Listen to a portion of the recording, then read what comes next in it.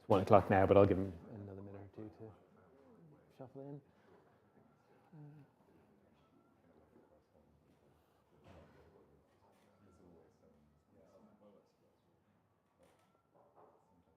Got everyone. Do a quick check.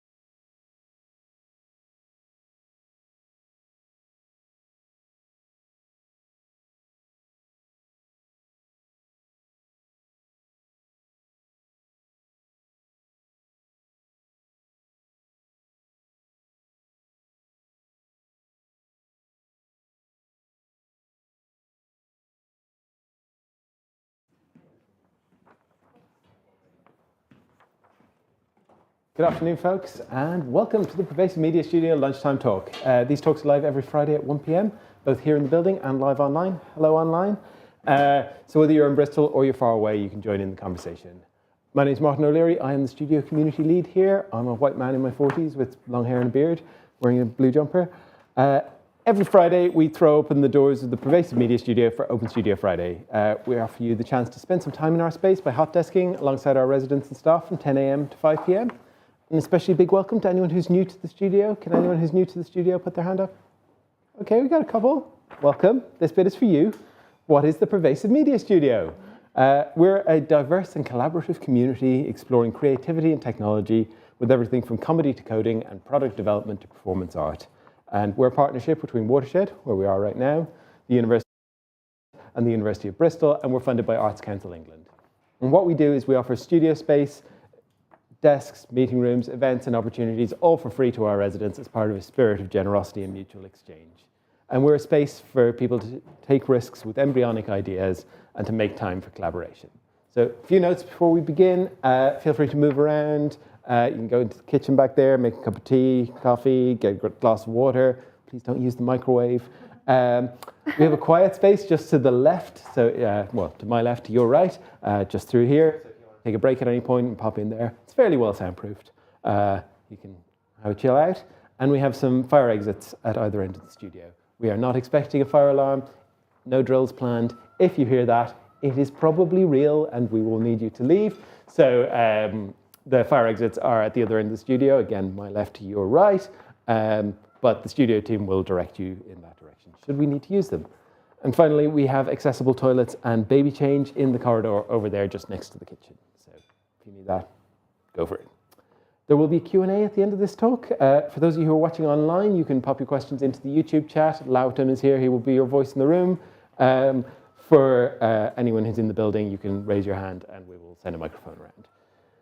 You can get news on all of our future talks by going to watershed.co.uk/studio, at PM Studio UK on Twitter, at Pervasive Media Studio at mastodon.social on Mastodon, or at Pervasive Media Studio on Instagram. Right, that's all of the preliminaries out of the way. Our speaker for today is Amy Rose. Amy is a long-time studio resident and the co-founder of Anagram, which is a creative production studio specialising in immersive experiences and innovative non-fiction storytelling. She's also the lead curator for Undershed, which is our new exhibition space on Bristol Harbour's side, dedicated to showing interactive and immersive work on an ongoing basis. Today she's going to be talking about that space, why we need it, what's going to be on show, and how you can get involved. So please join me in giving a very warm welcome to Amy.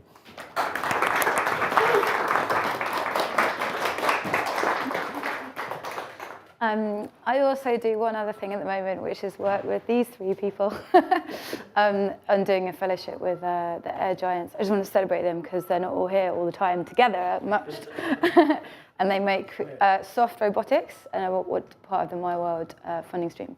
So anyway, what I'm here to talk about today is what is going to be behind this door. And you might recognize this illustrious picture. It is what is downstairs. It's what you immediately see when you walk through the door of Watershed. And this door was created maybe a fortnight ago. Somebody, I think Claire was involved in smashing through the wall with a sledgehammer, and for the first time using that space, which actually Watershed has owned for a long time, but has always rented to other people or used in a kind of as more of a test space. So a couple of years ago, I'm going to tell you the story of how this has begun. Conversations began about, why don't Watershed and why don't we in Bristol have a space for showing interactive and immersive work on an ongoing basis? We see things pop up occasionally. There are like some things here, some things there, but there is nowhere in Bristol that has had the capacity to develop an audience over time for interactive and immersive storytelling. So what the blurb for the space is now is this. In Undershed, you are invited to step through the cinema screen into a rolling celebration of interactive and immersive stories and experiences. You might explore a virtual fantasy, get lost in a world of 3D sound, or head out beyond the building with a voice guiding your feet along city streets made unfamiliar. Designed to be wildly sustainable and to foster togetherness, Undershed hopes to be inclusive and friendly, fun, and mind-bending. I'm going to tell you a bit about myself, why I'm the person standing here talking about it, and my background. And then I'm going to come into the inspirations for the space, what's out there in the world, rather than Bristol, that does this really well, and that we can use as a kind of castle at the end of the rainbow to guide our thinking. And then I'll talk about what the space is and it isn't, and the opportunities for those of us in the studio and beyond to get involved in different ways. I'd also like to say that there is a very key person who is also sitting in the audience, who's George, because George has been the architect who's guided the transformation of the space of what's happened so far. So it's definitely not just me. There has been a whole team working on it. And this is one of the drawings that George has produced. But it might give you just a little bit of a sense of what we're talking about if you know anything about architectural drawings. This is what we could just see, the box office. There's a door, that's the grey door. And then there's this space, which currently is empty. Actually, no, it's got some builders in it right now. But it will be empty, and it is my job to work out what to put in it with the help of many other people. So, who am I?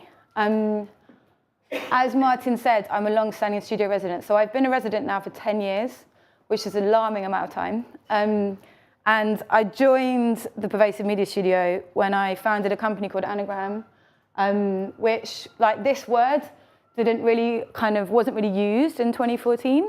It was much more a time when we used words like transmedia or like, there was sort of all sorts of things going on, but immersive wasn't really something that got bandied around. But I started Anagram with my friend May, and we started by doing a residency at an amazing interactive arts company called Blast Theory, who are based in Brighton and were our kind of like big inspiration for transforming our work from documentary film into things that were just a bit weird, to be honest. So like we made all sorts of things from performance to VR to installation to exhibitions to audio walks, like many, many different forms. In fact, Emma, do you recognize that? Emma actually made this structure, which was a model hospital that had all these videos of the Syrian war integrated inside it. That was a piece in Imperial War Museum in 2017. But yeah, we basically have played with different forms and different technologies for 10 years. And we've toured that work all over the world, from Canada to Australia to Saudi Arabia to America to Berlin to many, many different places, galleries, festivals, cinemas.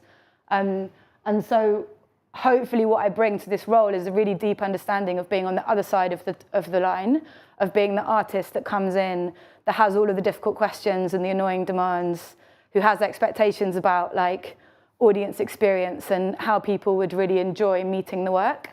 And building on all that experience and understanding what it is for an audience to come in and do this kind of work, hopefully that will mean that I can bring something of like an artful perspective to the job.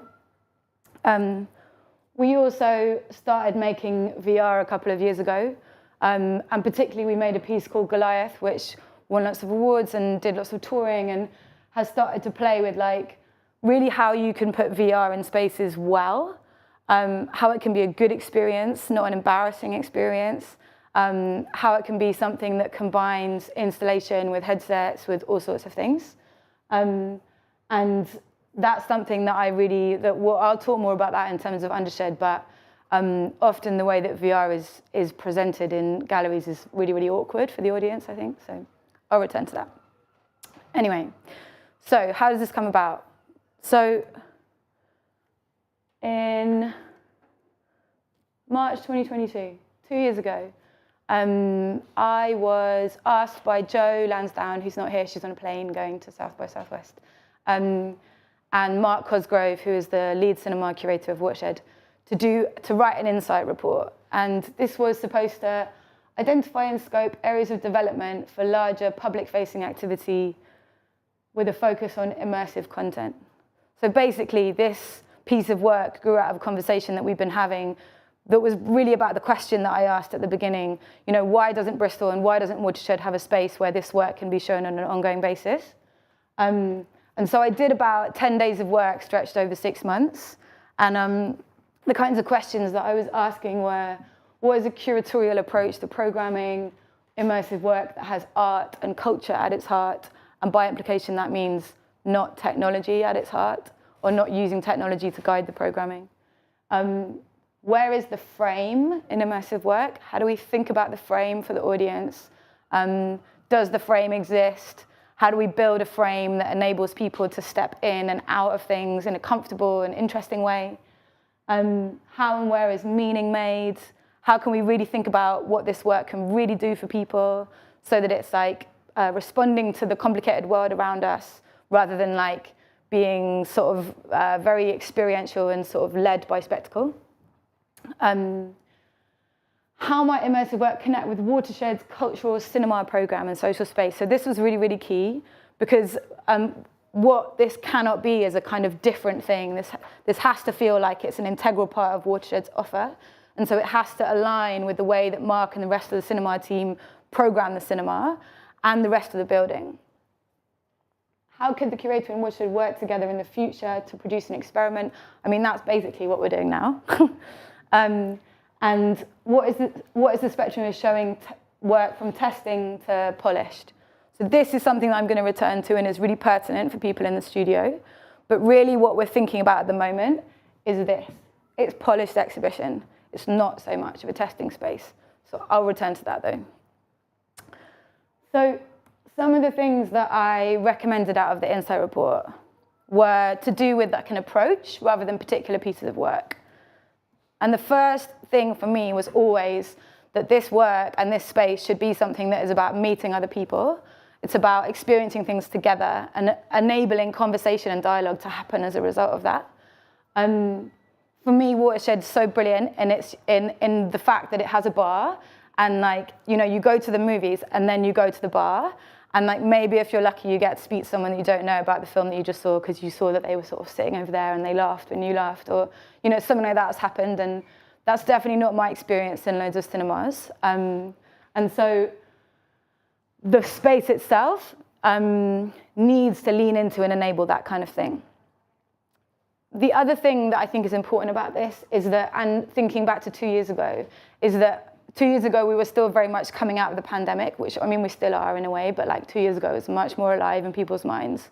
And there is still an argument going on around how do we get people to come to places and experience culture together? And what is it about spaces that can do that in an inviting way, like that make it worthwhile and like make you not want to just kind of sit in your living room and do the thing by yourself. And so what we hope to achieve in the design of the space and in how we put things together is really enable and beckon in subtle and not so subtle ways that kind of thing emerging.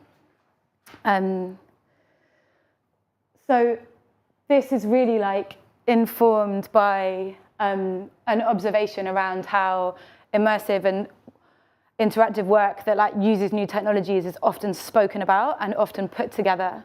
That really often work like this is put together in programs that are led by technology. So you might go somewhere and you'll see like, oh, I'm just going to go and see some VR, or I'm just going to go and see like a video game. And you don't say and you don't think, and it's not told to you, oh, I'm going to go and like think about schizophrenia. I mean, sorry, that was a strange one that came into my head. But or I'm going to go and I'm going to think about like what it is to feel embodied. And it's not really led with meaning and with story. It's led with technology. And so from the beginning, we are entirely intending to talk about meaning and to talk about telling stories rather than to talk about this is a new space for showing work that's made with new technologies. And that if we don't do that, and if that's not the story that people tell about it, that we're gonna end up like alienating some parts of the audience because they're gonna think that it's not really for them, or it's like, oh, it's too weird. So this is about evolving methods of storytelling. Is really a kind of observation that, like when I first sat down with Mark Cosgrove, the cinema programmer, in the bar, and we were talking about it, he basically regaled me with this long story about the Lumiere brothers and like the birth of cinema, and how people have been inventing new methods of storytelling for as long as there's been stories.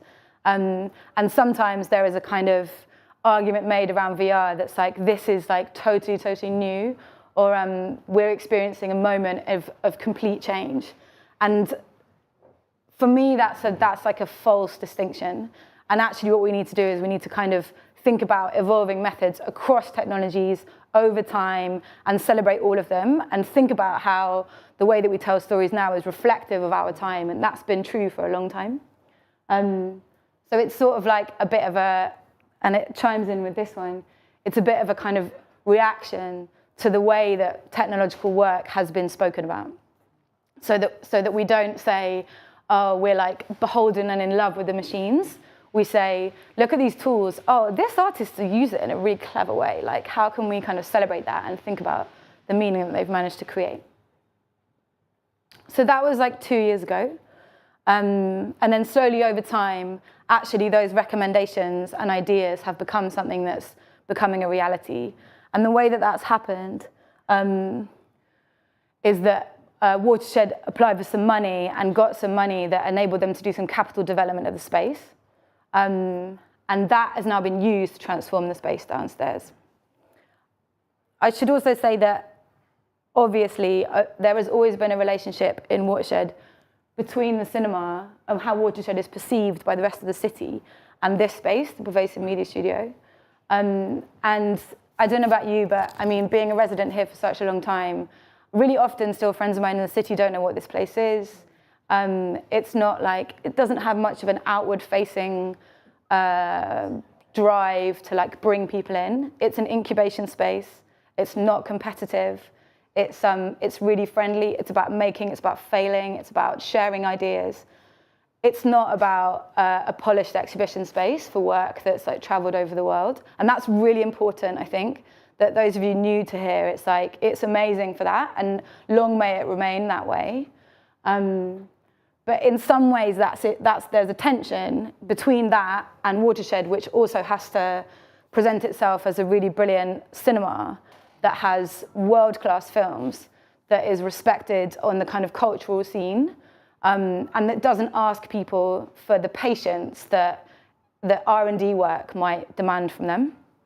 And so what we are also seeking to do with this, in probably a bit of a messy way, or a way that we're like iterating and finding out, is how can Undershed become a space in which actually these two things talk to each other more, in which some of the work from here will end up in Undershed, or some of the artists from here would end up like giving talks that relate to that program. And for me, like having been a resident for so long, that's so exciting that there's never been that opportunity, and like as a result, there's never really been an opportunity for this group of people to build a relationship with Bristol audiences. That being said, and I'll return to this again, what we often look for when we're making and failing and trying in the PM studio is we look for testing space, or we look for like ways of being with audiences when we're not finished, because we need to test work, because they're strange pieces of interaction. And that kind of tension between asking audiences to try something unfinished and asking audiences to like trust a new space that's offering new kinds of work, those things are a bit in tension. And at the moment, what we're trying to do is build a new audience for immersive work. So at the moment, what we're saying is that Undershed isn't a testing space. It's seeking to be a space that offers polished, brilliant work that we can build an audience for, and then over time, bring them in to be more open-minded, perhaps, about seeing things that are unfinished and new and nascent and a bit weird. Yeah, it's just some of the... So this is like a bit of a funny word, isn't it? Immersive. Like whenever I kind of use the word immersive, I think I do like a tiny like in my side, because it is a bit gross, isn't it? Or like it's like used so widely, and probably from anything from like a cookery trade show to sort of something that's like got like gargantuan projections like filling every surface. So to some degree, it's not useful. And to some people, immersive just means VR, and it just means effective technology that makes you forget the screen or makes you forget the fact that technology is even present. So I think it's just something that we're walking the line with at the moment and thinking like, how do we articulate this space? How do we tell people this is a space that's going to show different kinds of work that's not screen-based, or that's not a piece of film that plays on the cinema screen? And I'd say the jury is still out on that. Like, we haven't done the comms work around like, how does Watershed even really, really speak about this to audiences? And to some degree, like me starting to have these conversations and do talks is experimenting with what that could be and hearing what people think. So if, we'll speak at the end, but if you have a perspective on that, and you're like, no, you've got to use it, or you shouldn't use it, then like absolutely pipe up and say so. Yeah, I don't like it. I mean, what I sort of wrote back a while ago about this was that actually, if there's so much complexity around how we use this word, actually the question perhaps isn't really about the word. It's about how do we just choose multidisciplinary work in collections? How do we create collections of that work that's tied together by meaning, by a kind of experiential journey around ideas and questions, so that the conversation isn't even about that word. It's about like, oh, did you see this amazing story that like, it made me like roll around on the floor and then like talk to someone, or, it's much more kind of about experience and meaning than it is about like, what does that word mean? I don't know what that space is. But yeah, I think it's ongoing. Has anyone got any questions as we go along? Can we use my... I was wondering if you have like an alternative word or a phrase or you don't know to like when people are like, what are you doing? And I'm like, oh, I've got this job, like curating this new space for Watershed. Oh, what are you going to show in it? And I'm like, well, we're going to show, sometimes I say like expanded cinema, or sometimes I say like interactive experiences. Sometimes I say things that are not films but feel like they make sense, which is obviously terrible. And sometimes I say immersive, and they're like, but I'll go on to this, but now I think immersive has loads of association with things of a scale that we are not, and that could be problematic, perhaps.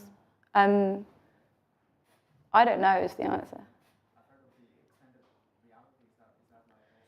Yeah, but then the problem with extended reality is the acronym is XR, and then people think that you're doing politics, which you might be, but you want to have control over that. I'll keep going. So what else is out there in the world? So I'm going to tell my own journey with this, and maybe we can hear from you guys of places that you've been to that you were like, oh, I went to this one place and it was amazing.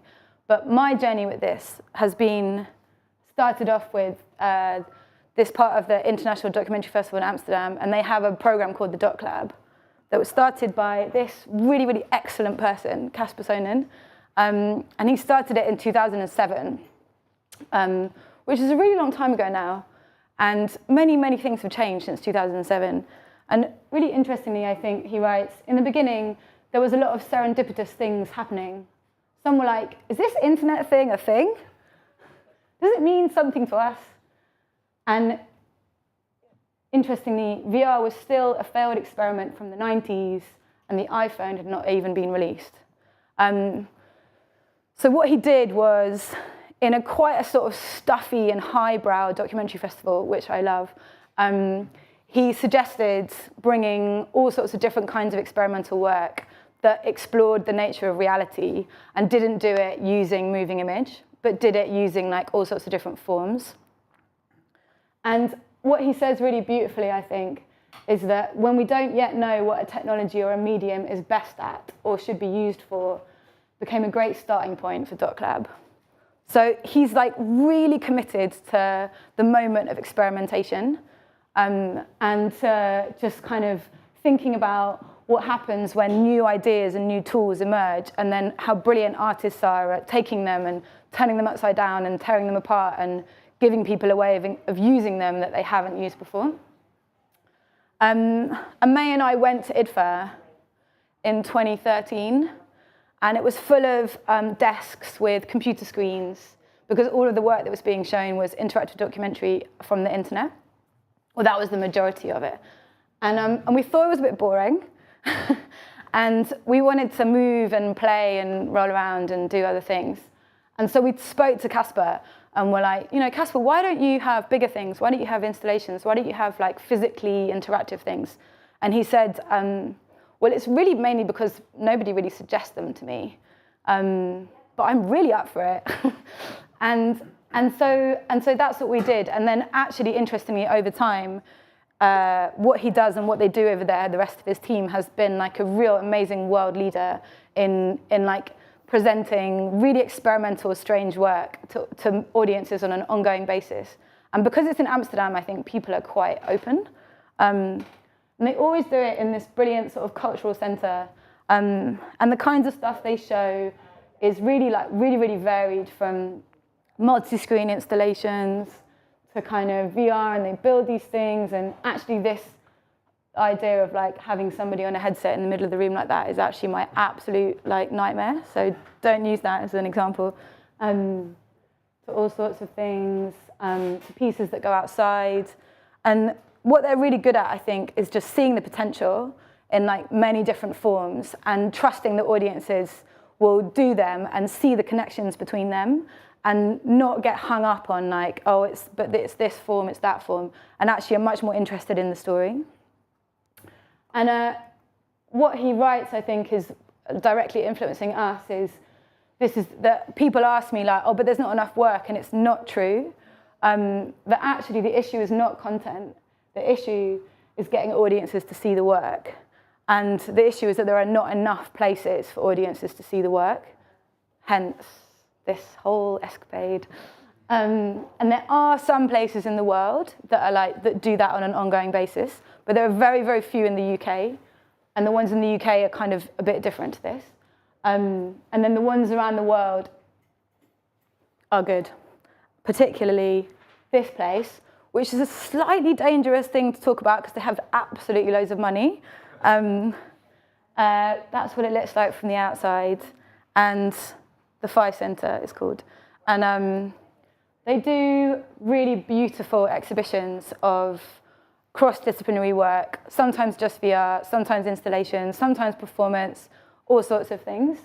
If you ever go to Montreal or you get the chance to go there, go to the Phi Centre. They're really at the forefront of the exhibition of this kind of work.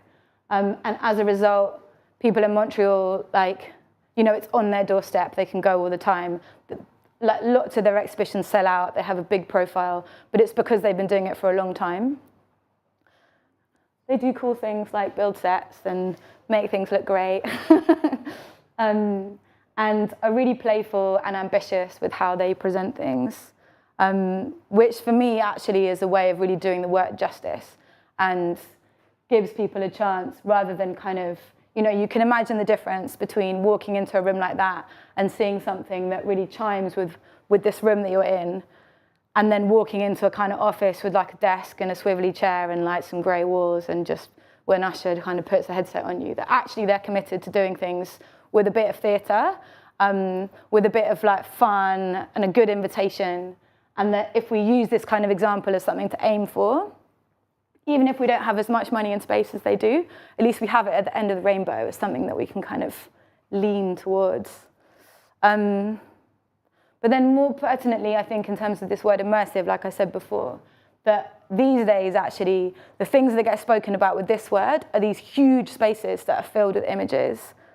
Like the light box in London, this massive David Hockney thing. That's the place in Paris, something Lumière, similarly that. And that actually they seem really dedicated to taking the work of extremely well-known artists and just making it very big. Which is kind of cool, but like, it's not really that sure. And that what they don't do is they don't really think about like what's going on for you, the audience member by yourself, or like what's your journey. They kind of just make things really big and get you to be tiny in amongst them, which I reckon has a place. But I think importantly, we're not that.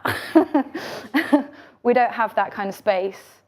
Those things are quite far from cinema, I think. They're not really storytelling.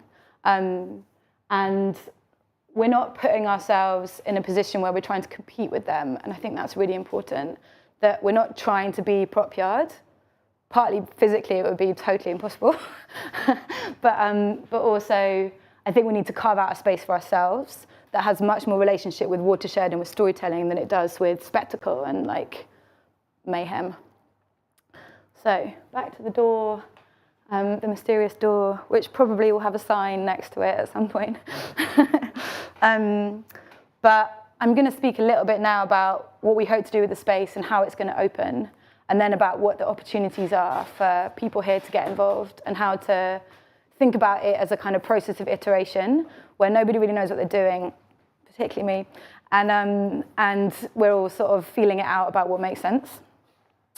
So what are the principles of the space? There are a few, and at the moment they're intentions, and maybe we won't achieve them all. But we intend to invite new forms of interaction and participation in the whole building. So importantly, I think, we're not just going to like put a piece of work and close the door. Actually, we want to think about how the whole movement through the building becomes something that feels coherent, and that there's a sort of line from cinema, film, to space, to maybe something cool in one of the Watershed spaces, or something weird in the bar, or something outside, and that we need to think more broadly about space and experience. Yeah, it uses new technologies in accessible ways. So it doesn't go like, put on a headset, bye. It goes like, look at this thing, isn't it weird? Have you held a headset before? Do you want some help? Do you want to break it?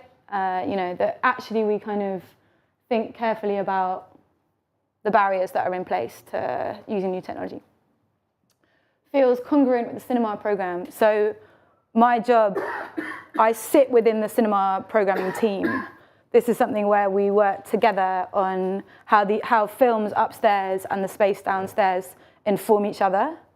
They need to be designed with that sort of conversation in mind. And I'll talk about the first exhibition and how that will work. Has a through line. So, I mean, this and a journey of some kind with well-articulated thinking behind it. So in a way, this is where I like bring my artist, director experience, that for me, an exhibition has to be something that has a journey, that like answers the question from multiple angles, and that gives people a sort of exciting, strange collision of things going on. And that, like, that's the artfulness of it. Whether we achieve that or not, the jury is out. It's from an international pool of artists. So all of the work that's shown at the Doc Lab and other places, it's really from all over the world. And there's a lot of it, and there are a lot of artists out there. Very, very few of them come to Bristol, partly because there's never been much of an opportunity. Some of them are amazing and really nice. And the intention is to bring them here and to get them to meet people here and to get this cross-pollination going where we can like enjoy those connections and like see things that are brilliant. Embodies a less is more approach. So it's not a very big space. We're not going to fill it full of 50 pieces. In fact, sometimes maybe there'll only be one piece, sometimes two, but it's very much intended that it should feel comfortable and that the work should speak. And work cannot speak when it's crowded, I think. Feels relevant to contemporary life. So the curation will be driven by things that feel like they're important to us now. And that's kind of a given in a way, but it's definitely the intention. And then makes the most out of what's been made. Don't just go for the most recent award-winning bangers. It's interesting, this thing, because there is a lot of work that's been made, but a lot of it is for technology that's now defunct, which is really hard and annoying. So what we're going to do is see what we can do about that and see if there are ways that we can be ingenious or inventive, or because there are pieces from 10 years ago that are amazing, but they work for a headset that nobody uses, or they use Flash. And like, who has Flash? No, not me.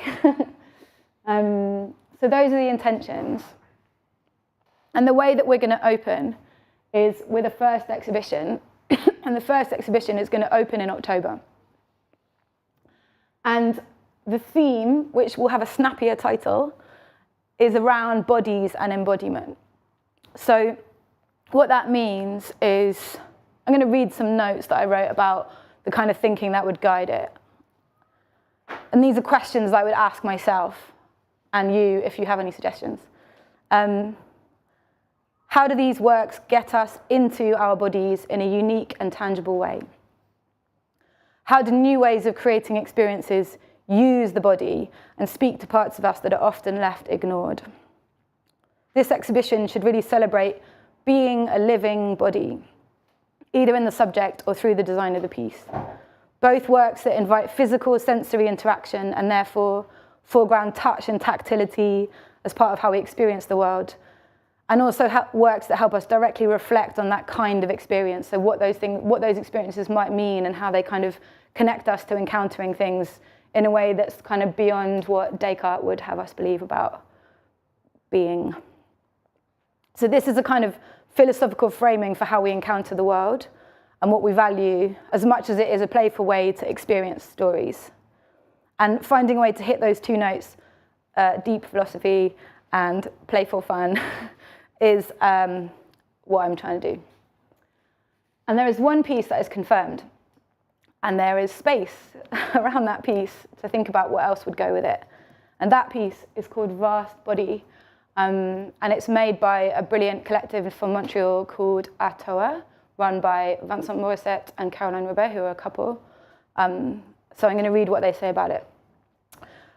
Vast Body is a collaborative experiment on movement. In front of a camera, different people were invited to imagine and embody a wide spectrum of postures that the system can perceive and understand.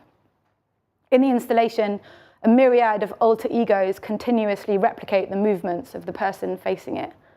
Interpreting your behavior, the software distills this continually changing input into a projection of a body that moves fluidly with yours. The experience is playful, visually arresting act of imagination, some kind of magic mirror. It connects the physical body with the digital incarnation, offering the chance to briefly inhabit another through movement. So they just did absolutely loads of filming of people moving in loads of ways to outfox you. And basically you stand in front of it and you try to beat it, and it's really hard.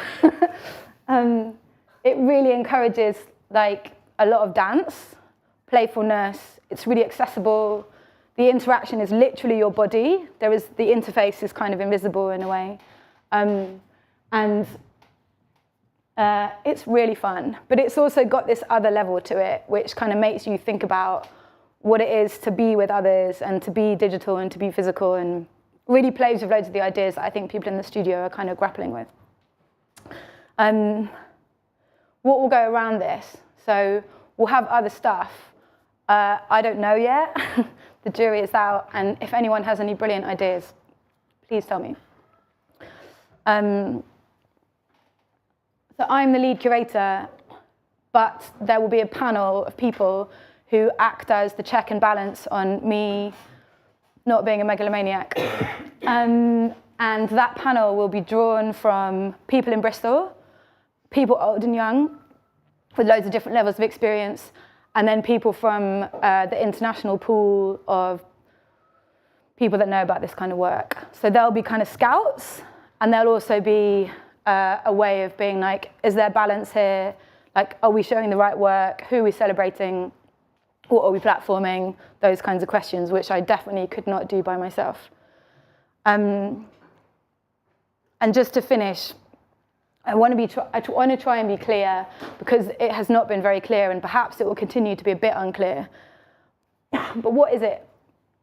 It's an exhibition space for finished, polished, high-quality work that fits with the cultural cinema programme and within an ideas-led curatorial approach.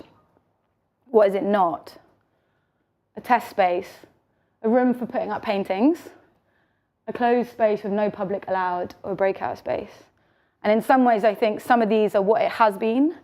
And really the reason why we're trying to shift away from that is about the people out there. It's about audiences, building a relationship with people so that they can really start to experience this work on an ongoing basis.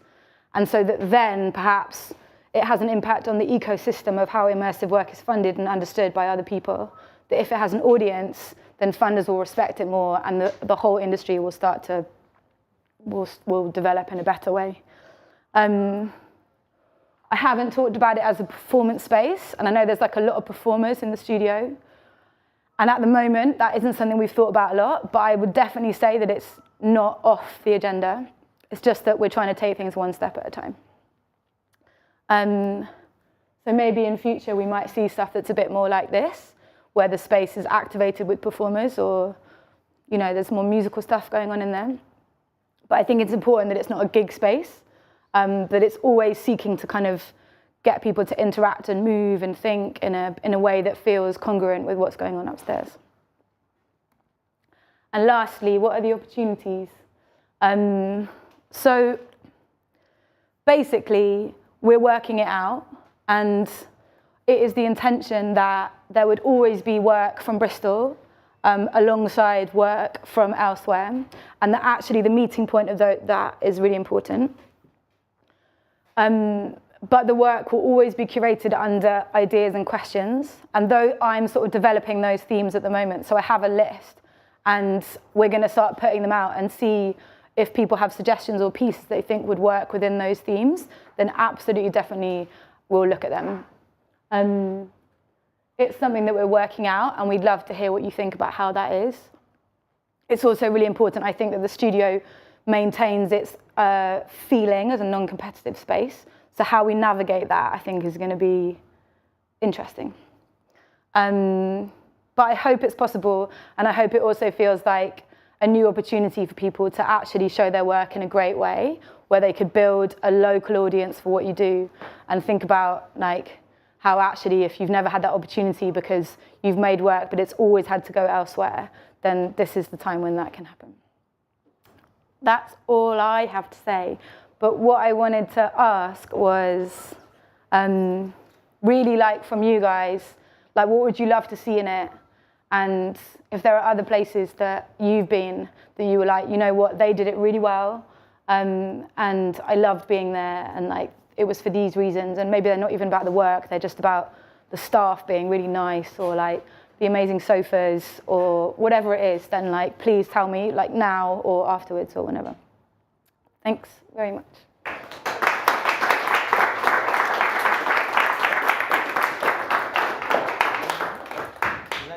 Questions or answers to Amy's questions? It's just a bit of a suggestion for a thought experiment, if that makes sense. Because you were saying, like, what's a better word than immersive? Like when someone says, "What are you?" and you said, "Someone says, what are you showing?" You need a better word to answer than immersive.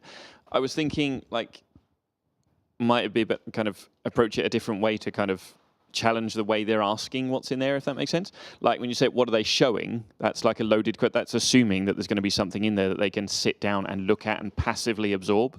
But rather than saying, oh, okay, you've said, what are you showing? And now I need to think of an answer. Maybe say, well, you say showing, but perhaps a better word would be, and think of a word to go in there rather than trying to think of a word to replace immersive, if that makes sense.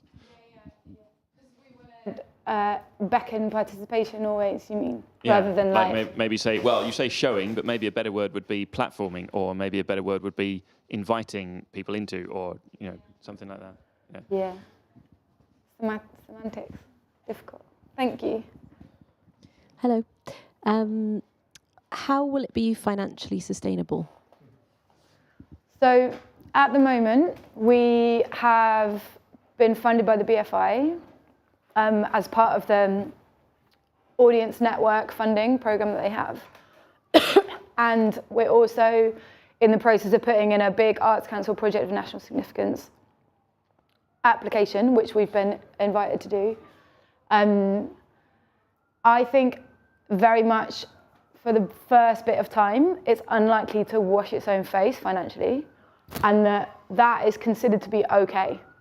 And that we're always tussling with this, how do we think about art? Do we think about it as something that needs to always be like a massive commercial success? Or is it something that we're always going to have to some degree, subsidize? And there is like competing conversations going on around it.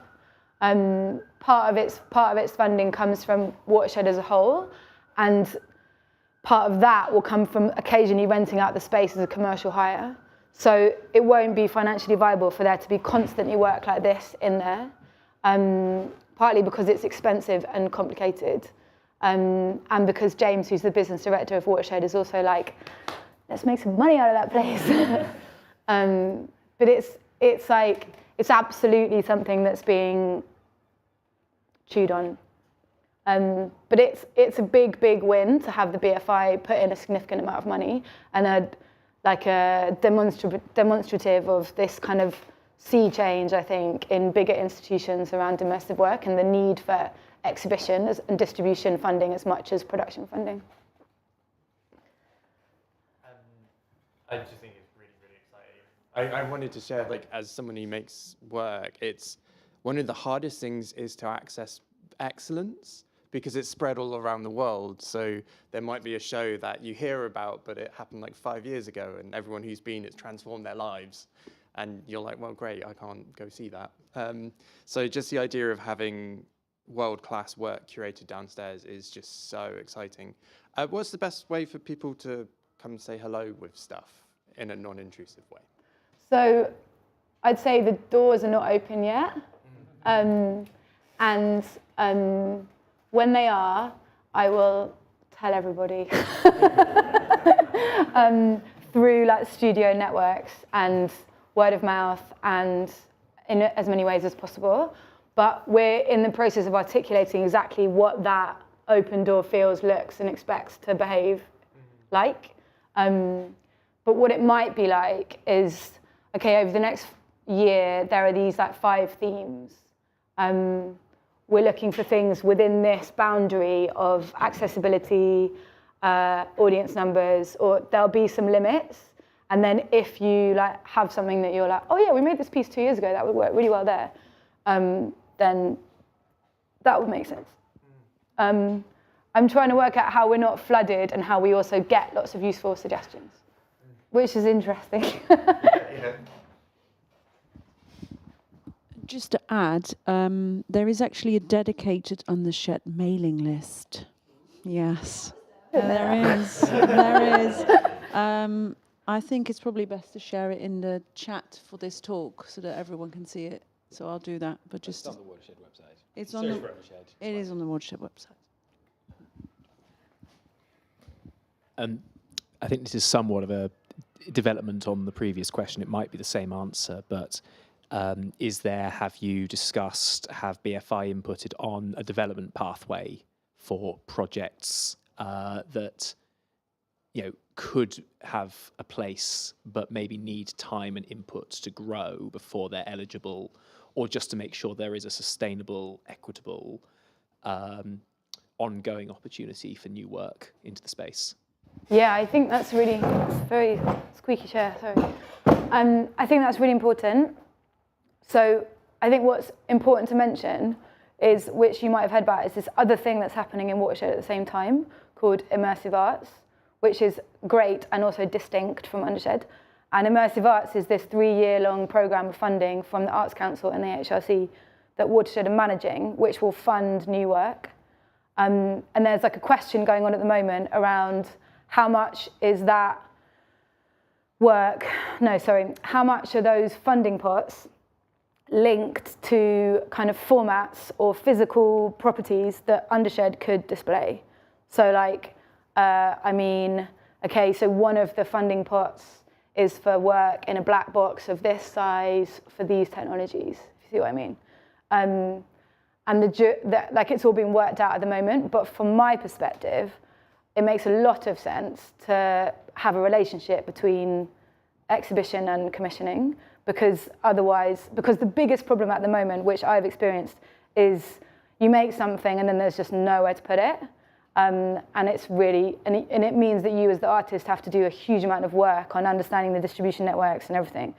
So I think there's a lot of work going on at the moment in the industry around how we make that better, how we make the opportunities not just around production funding, but around exhibition, and that then the audience is built. So hopefully, yes, and it's not clear yet exactly how. Just to add on that, the Immersive Arts Programme Watershed is the lead producing partner, but there is a network of partners across the UK. Please no one send us any angry emails. We're not the only people involved. Well, I was just curious about your when you used the word polished, because I would be interested in seeing work that could have the same production quality, but is more speaks to the more unruly experience. The rough and ready among us. Well, it's just that I find immersive work challenging because it is too polished, in the sense that it doesn't replicate something that relates to my human experience. And the work that I have seen, I guess I'm thinking about theatre as well, in that kind of there's a human in front of you that might falter or forget their lines, or and that still could be, it's not a test space, there's a difference, do you know what I mean? Yeah. I should scratch that word from the presentation, shouldn't I? Well, no, I'm just interested in it really, because it I don't know, I put it in there 2 hours ago, Tom. Yes. I think the most important thing is that the work speaks to people, and really what that sentence was trying to establish is an expectation around quality, but quality can be many things as long as it's it speaks to people, I think. So yeah, maybe it's really gritty and strange and has the jeopardy of something about to fall apart. You were often using the word weird, which I quite like, and then it's that wasn't in that kind of more of a kind of the summary and the kind of Yeah, I'll delete it. Thanks for the advice.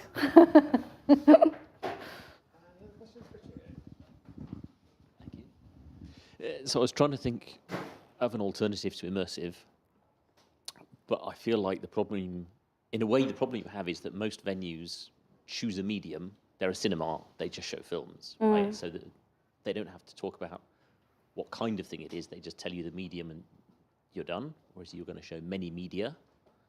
So this is not a helpful suggestion, but, but it seemed to me that what you're mostly choosing are things that aren't flat.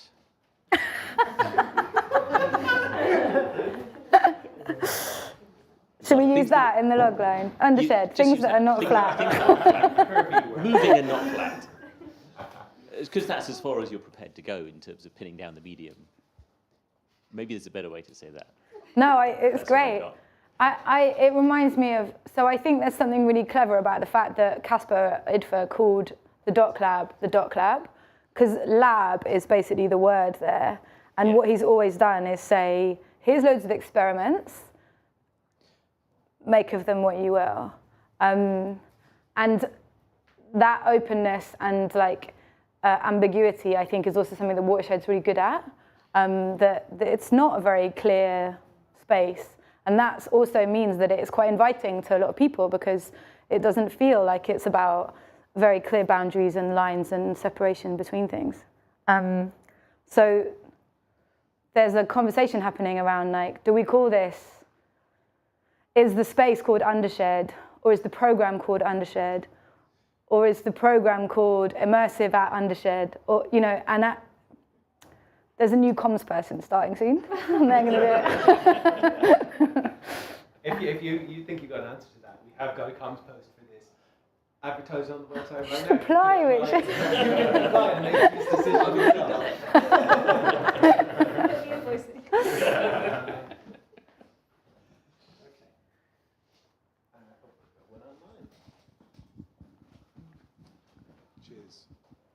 I've got a reflection on the word immersive.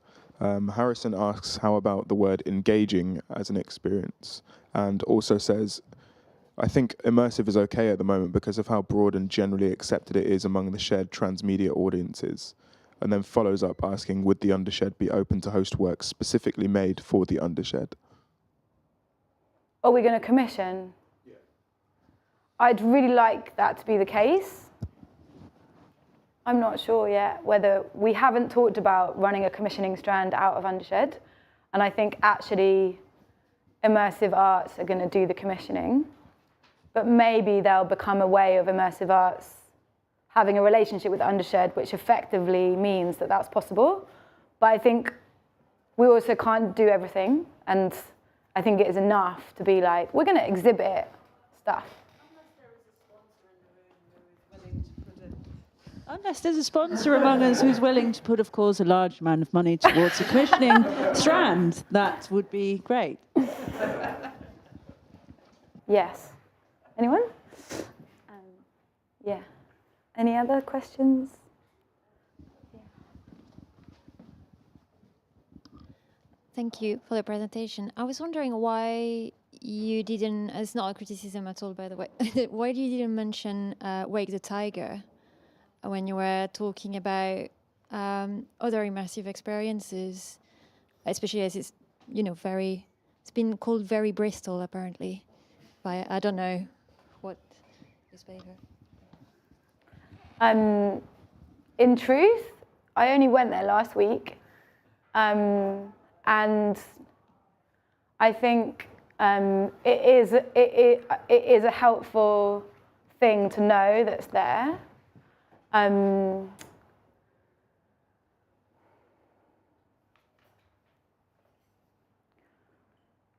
unsure how to like position what we're doing with what Wake the Tiger does. And I think that part of what they're doing is getting a lot of people through a big space. And that's so different to what we're doing that I'm hesitant to like use it as a, hey, have you been to Wake the Tiger? Come to Undershed kind of thing.